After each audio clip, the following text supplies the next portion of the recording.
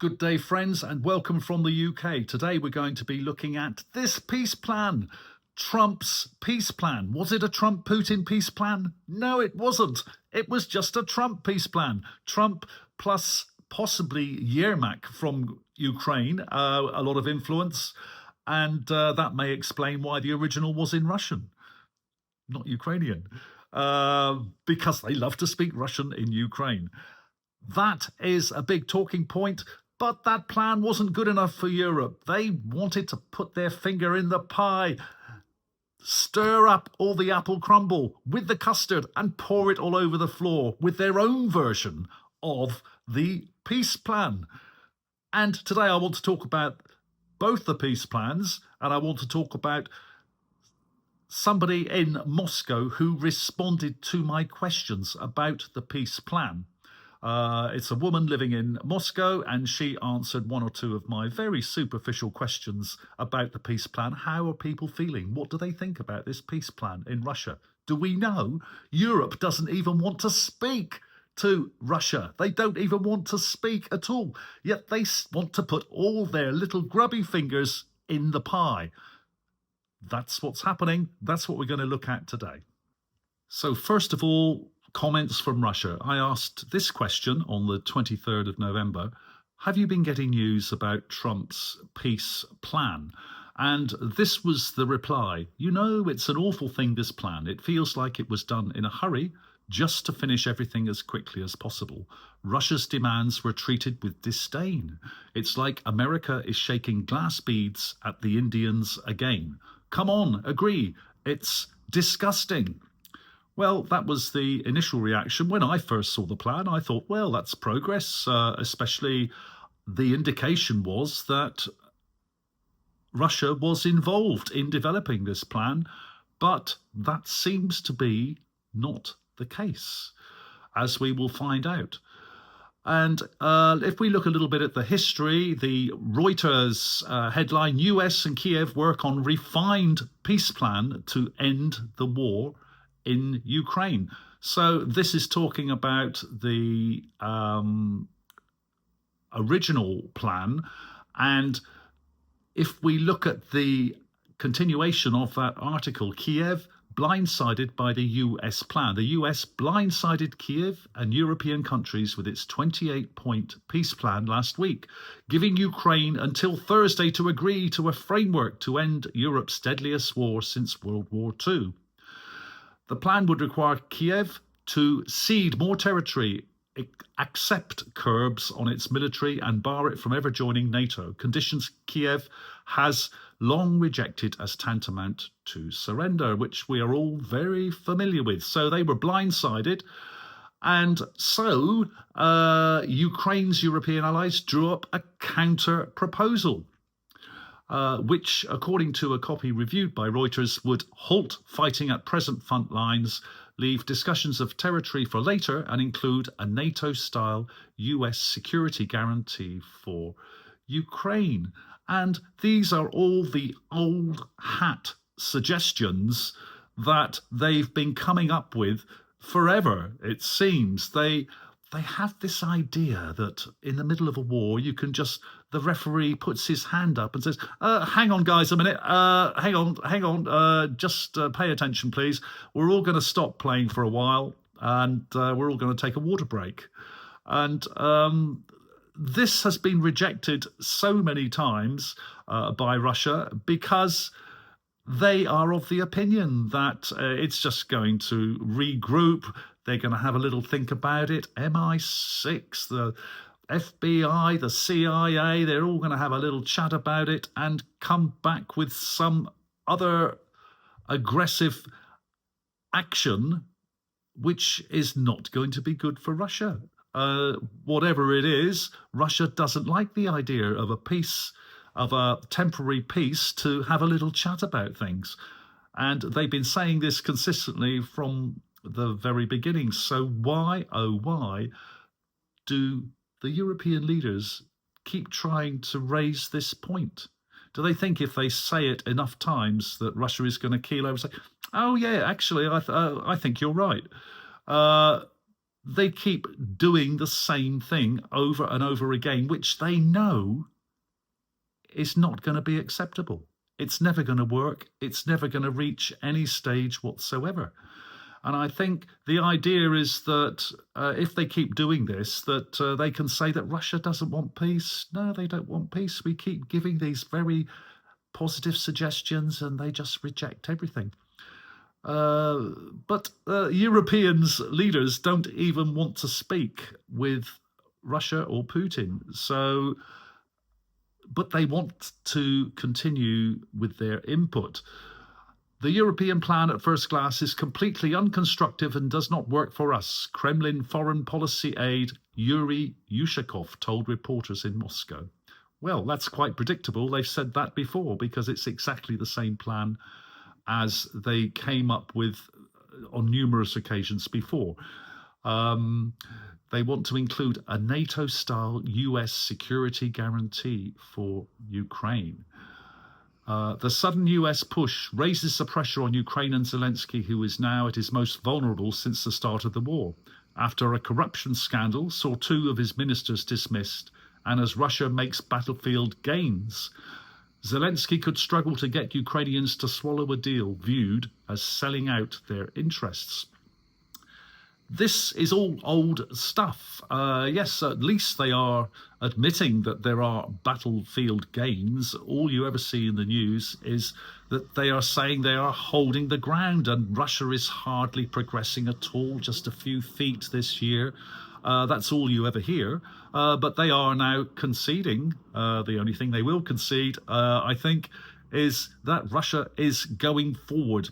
Maybe just some little steps. Trump's special plan is in general a capitulation for Ukraine, said Anzelka Yurkevich, a 62-year-old civil servant in Kiev. I think the Ukrainian people will not agree. Even if they sign, it needs to be implemented. The Ukrainian people will be the ones to do it, and they do not agree with this. Well, she's speaking for the whole of Ukraine. I guess she was democratically given her position. And, well, she should know what the Ukrainian people think, all of Ukraine unanimously think. Of course, the right wing of whatever kind of government is in Ukraine will never agree to any ceding of territory. And the story I hear in Russia, in Moscow, which I don't hear so much in the UK, is that the quite far right has a very strong hold over what happens. And for them, it is totally unacceptable to cede any land whatsoever. And Zelensky could well be under physical threat and in considerable danger if he agrees to that. And so it seems quite clear that he's not going to agree to that because of the situation it would put him in. That's one theory. It's only a story. It's not my opinion. It's something that I've heard, which seems quite feasible. Of course, there are a lot of forces involved here, external and internal, and both Trump and Zelensky, and obviously all the leaders of every European country have a stance which they want to maintain. And so if we go forward to the next part of this episode, we look at the key highlights and amendments in the EU counter-proposal. As I said, the whole idea of an EU counter-proposal is a farce. It's a joke. And we all know what they're going to say. They're only going to say what they have always said before. But anyway, just to satisfy people who are interested in what their proposals were or are, let's have a quick look at their highlights. I think you can guess what they're going to be. The EU's counter-proposal was presented in a meeting in Geneva between European leaders and US officials. The EU insists on a ceasefire before any territorial negotiations. a stance Russia has repeatedly rejected because it views a ceasefire as beneficial for Ukraine to rearm and resupply. Well, there's a surprise. EU insisting on a ceasefire before territorial negotiations. They've had years to talk about the territory, you know. Without the ceasefire, they could have been talking about it for years. But no, they have to do it in this order. You have to stop immediately. Stop your advance. Stop winning. Let us have a little chat about this. Point 3, the US plan. The EU wants to remove the clause expecting Russia not to interfere in neighbours' affairs and NATO's non-expansion, citing vague language and its impracticality. Yes, they want to remove the clause expecting. Yes, expecting is not a very good clause for a contract, a very firm contract. It's very wishy-washy language. Oh, I expect you to do this. And if they don't do this, well, unfortunately, your expectations didn't come to fruition. That's all you can say, really. It hardly seems a hard contract wording. And so that is just one aspect of that. Point 6, the EU proposes a larger Ukrainian military size, limit 800,000 compared to the US 600,000, raising questions about funding and regional security concerns. Well, of course, if you have an army of 600,000, let alone 800,000, you have to ask the question, who's going to pay for that? Ukraine is hardly a thriving country at the moment. In fact, it's totally bankrupt. And so is anybody putting their hands up to pay for this massive, massive army? And again, this point, I think even 50,000 would be pushing it as far as the Russian side is concerned. You can argue about it. Oh, they need all these people to defend the country. Well, did Russia attack Lithuania? Did Russia attack Finland? Did Russia attack Poland? It hasn't attacked any countries. Prior to this, in the last 25 years, it hasn't attacked any European countries prior to this. So why should it suddenly start attacking countries, attacking NATO countries all of a sudden? It's pie in the sky. It's never going to do that. Everybody's brainwashed. They believe that they are going to empire build. Suddenly, after all this gap of Putin's been in power 25 years, why would he suddenly start empire building at this stage? He hasn't empire built up to 2014 when he was provoked into taking the current action he is. So why would he suddenly start? It would be crazy. It would be crazy.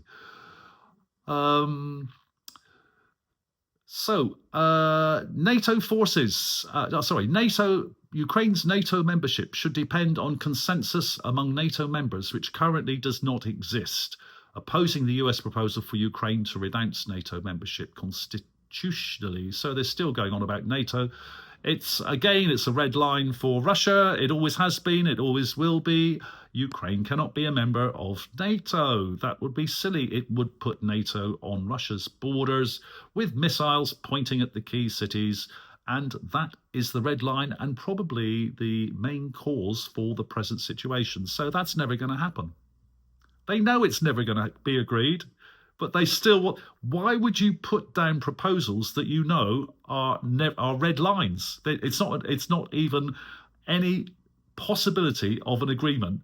It's a pointless exercise. All these people meeting in Geneva, a completely pointless waste of time. Nobody cares in Russia what Europeans think. Nobody cares. They really don't. They're happy, I think, this is the impression, to talk, to speak to people about realistic suggestions. None of these points are actually realistic. And they're just what are they? They're an expression of a dream contract that Europe would like to see imposed. That's what they are. It's a dream. It's a complete pipe dream. NATO forces should not be permanently stationed in Ukraine during peace, but allows for the possibility of coalition troops in wartime, contrasting with the US blanket ban on NATO forces in Ukraine. Okay, so they're saying there should be a little gap there for NATO forces to be allowed. Again, during coalition troops in wartime, contrasting. Okay, well, it's a suggestion that's not really relevant to peace. It doesn't really need to be in here. It's not this. The idea of this proposal is a proposal for peace, not a proposal for war. Eventuality for war. It's a proposal for peace. And to go off on this tangent is to open up other avenues which need to be dealt with separately. Although I don't think, personally, I don't think that would be a deal breaker from the Russian side, even. Perhaps, I don't know. I can't speak for Russia myself. Russia's integration into the global economy, interpreted as the Western economy, will be gradual, with sanction relief decided on a case-by-case basis, favouring European interests. Well, that also doesn't seem a very good deal for Russia. If you either want to have sanctions taken off or not, why should there be a slow lead-in? If everybody's going into a contract with an open, positive attitude, and one side is saying, "Well, I want to keep the screws on you for a little bit longer. You know, we can't let you have too many good things. We can't release you immediately. We've got to keep the screws and let us decide at some vague time in the future when we'll release you. We'll start taking off the sanctions." Doesn't sound like a good agreement for Russia, does it? It doesn't sound very good. The EU removes the US proposal for a £100 billion investment fund for Ukraine's reconstruction linked to Russian frozen assets, reflecting European reluctance to release these assets. The Europeans want these assets frozen until Russia compensates Ukraine. So really what Europe wants is they just want to take all Russia's money and keep it. I think that's what they want to do. They say it's like possession is 9/10 of the law. We've got your money. We want to keep it. And we want to put that in a contract so that we can legally keep your money. This is what they want to do. They've already been judge and jury as regards this money. It is illegal to confiscate another country's money. And they are actually third parties. Europe are third parties. They're not even... they're not the main participants of this military operation, which is Ukraine and Russia. They're external participants, and they've decided to confiscate the money of a third party involved. It's totally illegal in financially, and they know it is, but people do things because they can. And some people are criticised for doing things because they can, as you may probably be aware. And so this 100 billion, the other plan, also actually the American plan of 100 billion investment for Ukraine reconstruction. Actually, if you're a country and all your foreign assets have been confiscated, as in this case, if the other side are serious and sincere about wanting peace, I think you would want your money returned. It's our money. Will you release it? Will you please release it? I mean, Russia has confiscated some, or quite a few, Western assets, I understand. And I guess that they would like some of those returned also. I don't have the details of exactly what assets. I know there's quite a few Boeing aeroplanes that remain in Russia when the conflict started, on leases, etc. It's a very complicated and wide area. But I think if you are going into a contract with good faith, then the first thing you would say is, we got a few things of yours, would you like them back? Without any, we want to take some of that money and do something here. And Russia, if the lines are frozen at the moment, Russia has a little bit of a rebuilding program as well ahead of it. Apparently it's 22, or is it 23, or probably 25, it could be 40 at the end, percent of Ukraine, which Russia has control over, will need rebuilding. Is anybody offering to help Russia with their rebuilding projects for the citizens of those territories? Who's offering to put in some money? It is Europe. Why aren't Europeans lining up to help the citizens of the Russian-controlled areas to rebuild their homes? Why not? Why aren't they helping? No hands up. All down to Russia to do all of that. And they will. They will. They certainly will do it. And they will have a big plan, and it will be put into operation immediately, hopefully as soon as there is any sign of peace. Ukraine to adopt European rules on religious tolerance and minority protections instead of the US clause banning all nasty ideology. Okay, that's referring to the banning of Nazis in Ukraine. Well, we all know that Nazis such as Banderas, the Banderites, streets are named after Banderas. And despite all the denials, there is a strong right wing. You can say Nazi if people with Nazi insignias, Nazi tattoos, Nazi flags, which are echoes of the Nazi regime of the Second World War, if they exist and have videos, and the Azov regiment, for example, is rife with insignias and tattoos and flags and things like that, according to videos I've seen. And if the ideology has a stronghold with some groups of people in Ukraine, is it reasonable to say, well, we don't want Nazis in our country, we don't like this ideology? But apparently, no.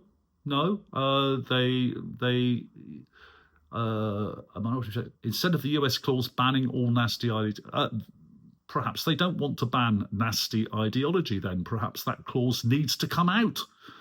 Perhaps there's some objections in Germany and perhaps some other parts of Europe. They like the Nazi ideology. Maybe you can extrapolate that to be the reason. Religious tolerance and minority protections. Yes, adopting the European rules. It's incredible that Ukraine should even be considered at this stage or any stage in the foreseeable future for membership of the EU. How can they possibly attain the required position, and through what you see in the country, to become a European Union member? Their ideology at the moment is to ethnically cleanse their country of Russians. Ethnic cleansing, I don't think, is in the EU Charter as a positive thing, which is able. They've already banned the national church of Ukraine, which was the Russian Orthodox Church, the largest church in Ukraine. I understand that's been banned. They've come up with another religion, and they've made their own religion up now, and they just said, well, that one's gone. You can jump in on our religion. I'm sure everybody's happy with that. One religion's the same as another, isn't it? Really, well, much the same, aren't they? Just transfer your faith, can't you? Just do that anytime. So you've got the language, you've got the Russian top 20, unfortunately banned. You can get locked up now, fined for listening to Russian music. And I don't think banning minority languages, it's not minority languages. It's not a minority language in those areas where it's a majority language. It was a very widely used language across all Ukraine. It's Zelensky's first language. Can you imagine waking up one morning and saying, "Yeah, I don't like my first language, English. Nah, I don't like that anymore. I'm gonna learn Welsh tomorrow, and I'm gonna speak Welsh, and I want all my people, all my subjects, to speak Welsh in future."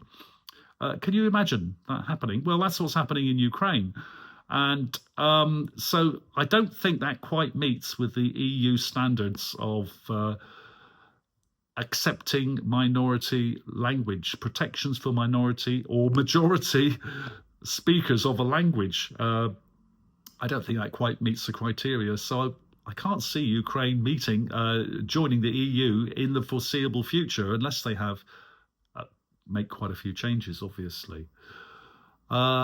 Point 26, victims of the conflict to be addressed, but the US proposals automatic amnesty for all parties, including alleged Russian war criminals, is rejected by the EU. What about Ukrainian war criminals? What's going to happen to those war criminals? Are they going to be taken to The Hague and investigated? War criminals, they're lining up for corruption, aren't they? Corruption during this period of war, they are lining up one by one. And that's another story which we'll get into another day, corruption in Ukraine. So having talked about all of those things, I think we are getting to the end. The last thing I want to look at is another question. We'll finish with this one, which is a point of view of my friend in Moscow. On the 24th of November 25, I said to her, I thought the plan, this is the peace plan, was made with Russian consultation. Do people in Russia think it's a bad peace plan? The reply, Maria Zakharova has made it clear that Russia knows nothing about this plan. I read that the plan was devised with Andriy Yermak, head of the president's office in Ukraine. Russia has absolutely clear requirements that we have never deviated from. And with this piece of paper, America can go to the toilet. And yes, well, that's a very clear answer. And we talk about Russian propaganda, Russian propaganda, but actually, to me, I've spent prolonged periods of time in Moscow, and I don't get this propaganda thing. In fact, this is very true. You can check yourself. The Russian stance has been very, very consistent. It doesn't change every day. If you compare that with America, for example, as a country, America. So you had Biden full on, yeah, money, weapons, let's speed it up.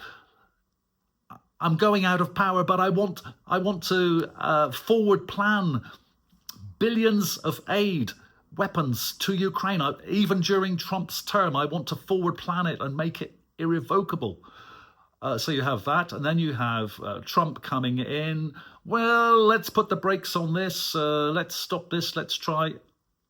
He says he wants peace.